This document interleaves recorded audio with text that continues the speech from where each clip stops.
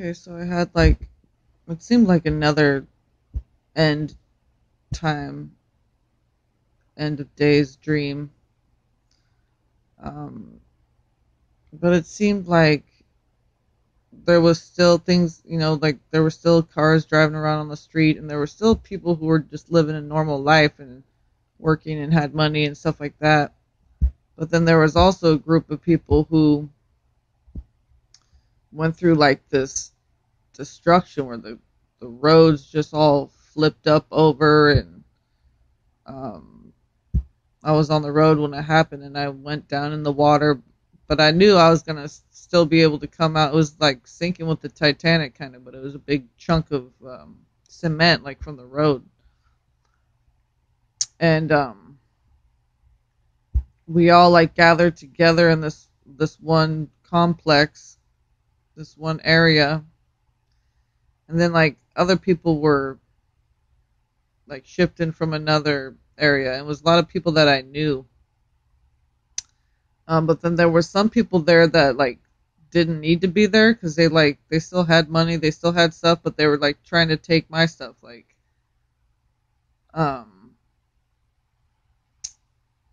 like just being invasive and getting in our space and trying to share our food and this and that with us. But it was like, but you already have stuff. You didn't go through the destruction. Like you have a job, money, car. Like why are you here? It was like there was like two different types of people together. There was like the ones that went through the destruction and lost everything and stuff, but we all came together with what we had. Like we had blankets and food and different things, and we found some shelters. And but yeah, this other group of people that I was questioning, like, why are you here? They were trying to control everything, it seemed like, and take stuff from us, even though they weren't in need. Because I remember looking around, and like some of the city was fine. People driving on the street, they had their cars, the streets weren't destroyed. And then another part of the dream that was important, there were so many chemtrail planes. I remember looking up in the sky, and there were just lines everywhere. There were like 5 planes up there. And I remember I was holding up this thing that wasn't a sign at all. It looked kind of like an antenna.